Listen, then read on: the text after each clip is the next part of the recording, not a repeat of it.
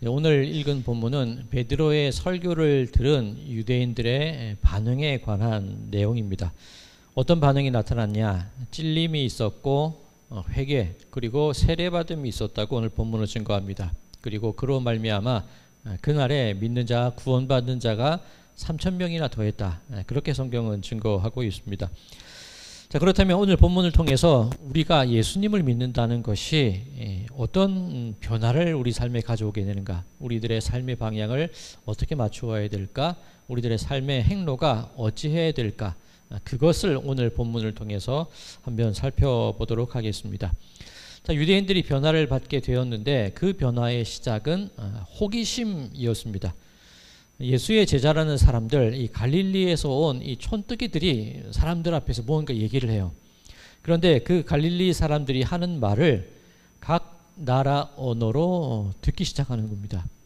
여러 반응들이 나왔죠. 이 어찌된 일인가? 그런 반응도 있었고, 저들이 새로운 술에 취했다. 그런 반응도 있었습니다.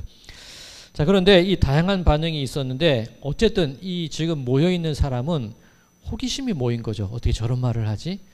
그 호기심의 시작이 되었다는 겁니다.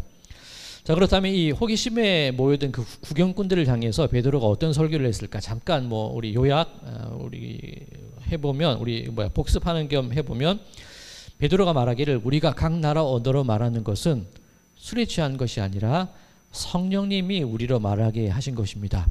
그리고 그 성령님은 예수님께서 우리에게 오시리라 약속해 주신 겁니다. 그런데 사실 그 약속은 이미 요엘 선지자에게서부터 예언이 되어 있었던 내용이고, 다윗의 시편을 보면 그 모든 것들이 예수님을 통해서 우리에게 이루어질 것을 이미 성경에서 말씀하고 있습니다. 베드로가 그렇게 설교를 했었지요. 자, 그런데 지금 이 설교를 듣고 있는 이들, 그 무리 가운데 있는 그 사람들은 예수라는 사람에 대해서, 베드로가 설교하고 있는 그 대상인 예수라는 사람에 대해서 잘 알고 있는 사람들입니다. 요한복음 11장 말씀에 의하면 예수님께서 그 유월절을 맞아 예루살렘에 오실 그 즈음에 예루살렘에 어떤 분위기가 있었냐면, 사람들이 이렇게 막 모여서 서로 얘기하기를, 야, 그 사람이 나타날까? 그런 얘기를 나눴다는 겁니다. 왜 그러냐면 대제사장과 이 바리새인들이 예수를 만나면 예수를 보고든 신고하라는 그 예수 경계령을 이미 내렸기 때문에 이미 예루살렘 사람들의 관심은 예수가 나타날까? 이것이 사람들의 관심이었다는 거예요. 그리고 많은 표적을 보기 위해서 예수님을 찾아왔던 것이 사실이었고, 그 예수님이 십자가에 공개 처형을 당했기 때문에 그 예루살렘에 있던 사람들은 모를래야 모를 수 없는 사람이 바로 예수라는 사람이었다는 겁니다. 자, 지금 사람들이 호기심으로 모여 있습니다. 구경꾼들입니다. 그런데 이 베드로의 설교를 가만히 듣고 보니까 정말 성경에 예언됐던 그 사람인가? 그 예수라는 사람이 진짜 메시아인가? 그런 생각이 들기 시작을 했겠지요. 자, 그 속에 베드로가 결정타 하나를 날립니다. 그런데 그 예수라는 사람을 당신들이 죽였습니다. 자, 지금 이 사람들, 모인 사람들의 마음이 흔들리는 사람들도 있을 겁니다. 구경꾼이었어요. 그런데 그 예수를 당신들이 죽였습니다라는 그 말 때문에 구경꾼 제3자의 위치에서 관계자가 되어버린 거예요. 그 일에 적극적인 참여한 사람이 되어버린 겁니다. 자, 이 화재를 당하신 분들에게는 죄송한 예일 수도 있는데, 강 건너 불구경을 하고 있었는데, 팔짱 끼고 강 건너 불구경을 하고 있었는데 그 불붙은 집이 우리 집이었다는 거예요. 더 이상 딴 사람 얘기가 아니라 내가 하나님의 아들을 죽였는가? 그 생각을 이 유대인들이, 그 무리 가운데 모이는 사람들이 하기 시작을 했다는 겁니다. 자, 신앙이 어떻게 생겨나기 시작하는가? 믿음이 어떻게 생겨나기 시작하는가? 나와 상관이 없는 일이라고 생각을 할 때 믿음은 생겨나지 않습니다. 나와 상관없는 일이 아니라 내 일이라는 생각이 들 때 바로 그때부터 믿음이 생기고 그때부터 신앙이 생겨나기 시작을 하는 겁니다. 자, 우리 성도님들, 기도하실 때 가장 간절한 기도가 언제 나오십니까? 언제 그 간절함의 깊이가 깊으십니까? 언제 하나님을 사모하고 찾기에 가장 깊은 교제를 원하십니까? 발등에 불 떨어졌을 때죠. 내일일 때. 물론 우리들의 일반적인 삶 속에서 하나님과의 꾸준한 교제가 있으면 얼마나 좋겠습니까마는 발등에 불이 떨어지고 구경꾼으로 있다가 내 일이라는 것이 확인이 되고 내 일이라는 깨달음이 들게 될 때 그때부터 다급해지기 시작하는 겁니다. 그때부터 아차 싶은 마음이 들기 시작하는 겁니다. 자, 그것을 오늘 본문은 그들이 이 말을 듣고 마음에 찔려 그렇게 표현하고 있습니다. 자, 믿음은 신앙은 구원은 이 찔림에서부터 시작되는 겁니다. 구경꾼의 위치가 아니라 당사자의 위치일 때 그때 믿음이 시작된다는 거지요. 찔림이 있는 사람이 우리 마음 가운데 찔림이 있는 사람이 구원을 받게 된다는 겁니다. 자, 그렇다면 이 유대인들 그 가운데 마음에 찔림이 있던 사람들 근심이 되겠죠. 정말 예수라는 사람이 그리스도고 메시아라면 그 하나님의 아들을 내가 죽였단 말인가? 나는 어떻게 될까? 왕의 아들을 죽였는데 당연히 징벌이 내려지겠죠. 근데 베드로의 설교의 내용을 보니까 그런 얘기를 해요. 그 예수라는 사람을 당신들이 죽였습니다. 그런데 하나님께서 다시 살리셨습니다. 그 모든 과정이 하나님의 구원의 계획, 구원의 과정이라는 거죠.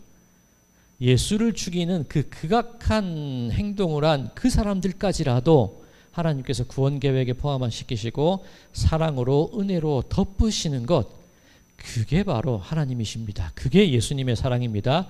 베드로의 설교의 주요 내용이 바로 그 얘기라는 겁니다. 자, 우리 앞서 우리 요엘 선지자의 예언에 관한 부분을 이 설교 한 부분으로 함께 나눴던 적이 있습니다. 자녀들은 예언할 것이요. 그 부분을 함께 나눴는데 그때 읽지 않은 부분이 사실은 있었습니다. 오늘 읽겠는데 사도행전 2장 19절에서 21절까지 말씀입니다. 또 내가 위로 하늘에서는 기사를 아래로 땅에서는 징조를 베풀리니 곧 피와 불과 연기로다. 주의 크고 영화로운 날이 이르기 전에 해가 변하여 어두워지고 달이 변하여 피가 되리라. 누구든지 주의 이름을 부르는 자는 구원을 받으리라 하였느니라. 자, 마지막 날에 일어날 일에 대한 예언이었죠. 피, 불, 연기, 말세를 떠올리는 그런 징조들입니다. 그런데 이 말세라는 것, 마지막 날이라는 것, 예수님께서 오신 때로부터 재림하시기까지 그 기간을 말세라고 그때 말씀을 드렸었습니다. 자, 그렇다면 이 피와 불과 연기가 뭘 뜻하냐는 거예요. 이 시대를 살고 있던 그 사람들에게는 로마에 의해서 무너질 성전, 예루살렘에서 경험하게 될 그 박해, 그것을 의미할 수도 있을 것이고, 그리고 사람들의 인생 속에서 경험하게 되는 수많은 삶의 어려움들, 그 모든 것을 의미하는 것이 피, 불, 연기라는 겁니다.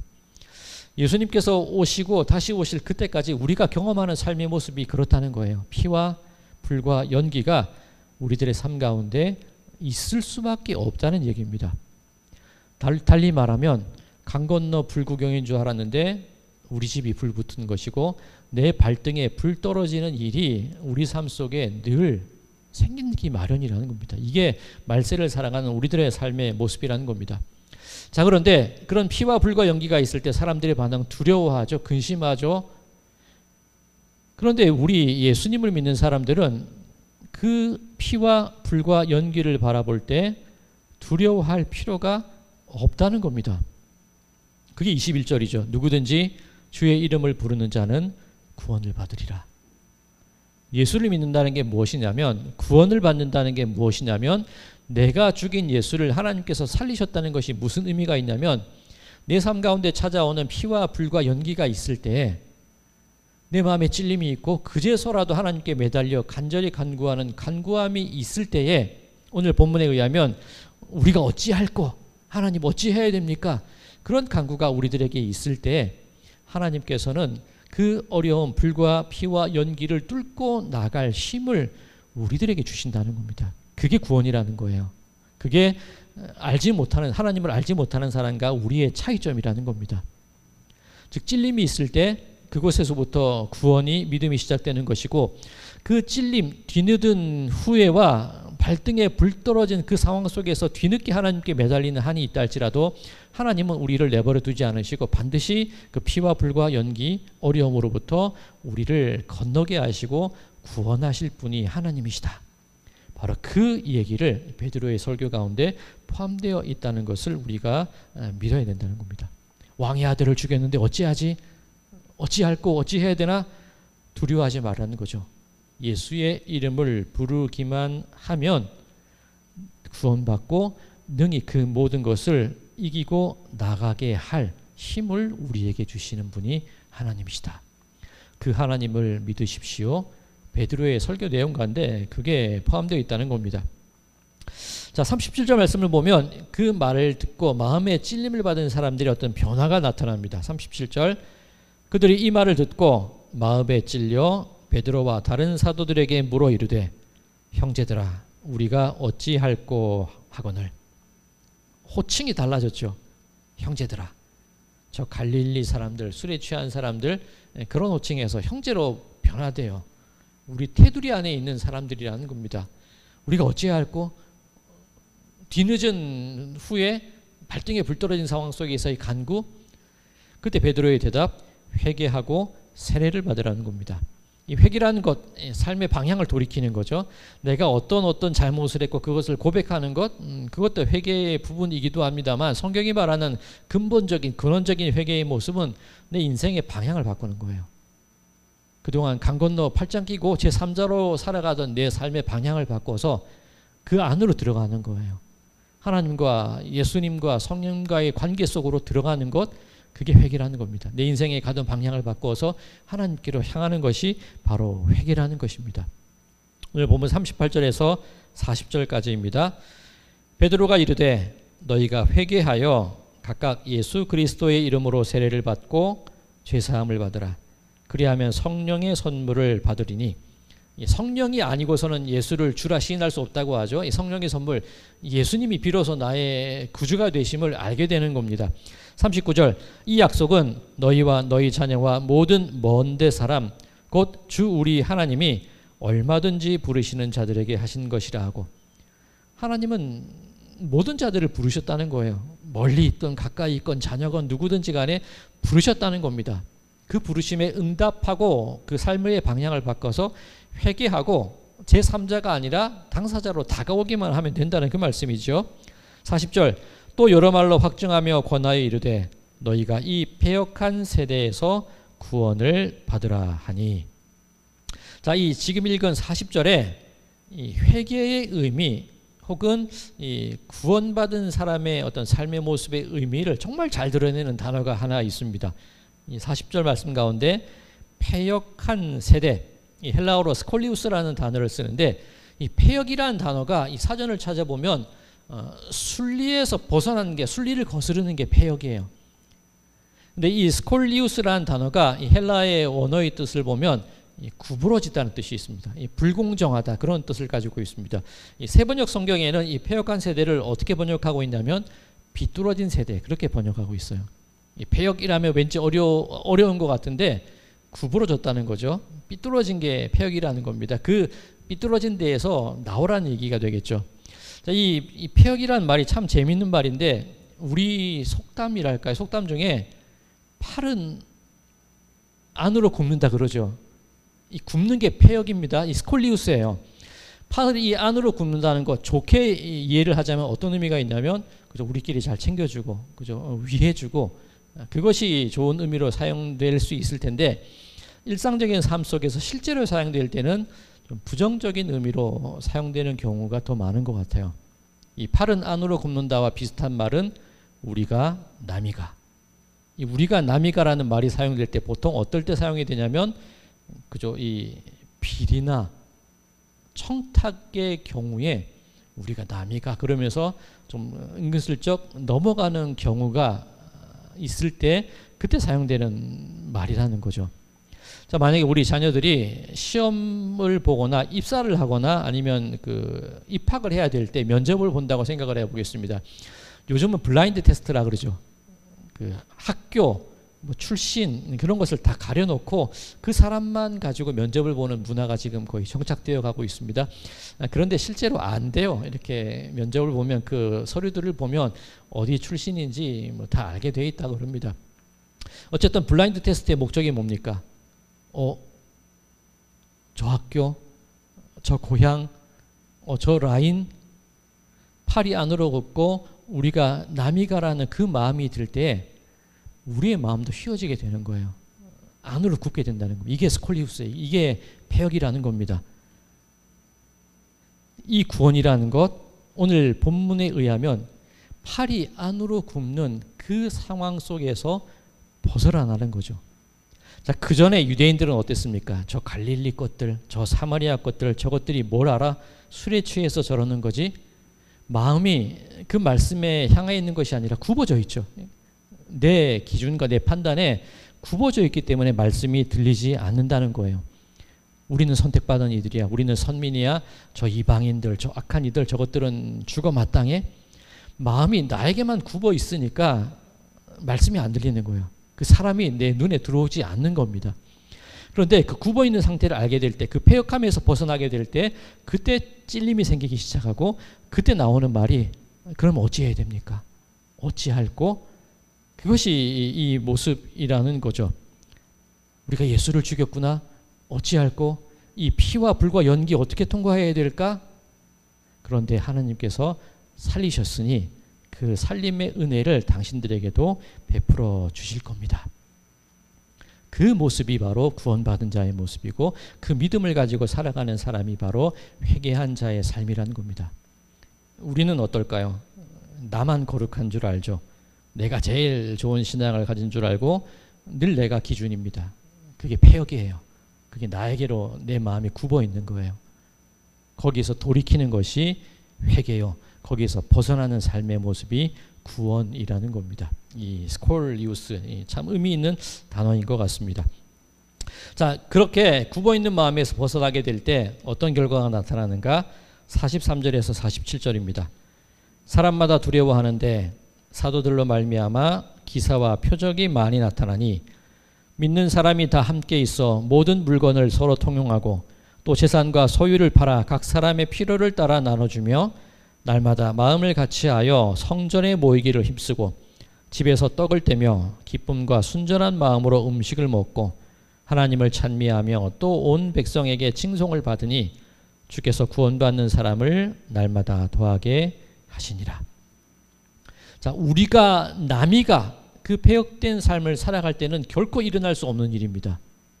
어떻게 내 재산을 팔고 소유를 팔아서 다른 사람의 필요를 채워줍니까? 그게 안 돼요. 우리가 남이가가 아니라 남이 우리다라는 마음이 있을 때, 그 폐역에서 돌이킬 때에만 가능한 일이 지금 이 초대교회의 상황이라는 겁니다. 자, 이 초대교회에 나타났던, 보통 제가 여러 번 그런 말씀을 드렸습니다. 초대교회가 이상적인 교회가 아니라는 말씀을 제가 자주 드립니다. 똑같다는 거죠. 자, 초대교회에 나타났던 몇 가지 좀 실책이랄까요? 잘못된 죄악된 모습이 있는데, 예를 들어서 헬라파 여인들, 헬라파 과부들이 매일의 구제에서 빠졌던 일이 있습니다. 히브리파 사람들이 히브리 여인들, 히브리 과부에게만 구제를 베풀고 헬라파 여인들을 구제를 안 했던 적이 있죠. 왜 그렇습니까? 폐역, 마음이 굽어 있어서 그래요. 팔이 안으로 굽기 때문에 그럽니다. 그 결과가 무엇입니까?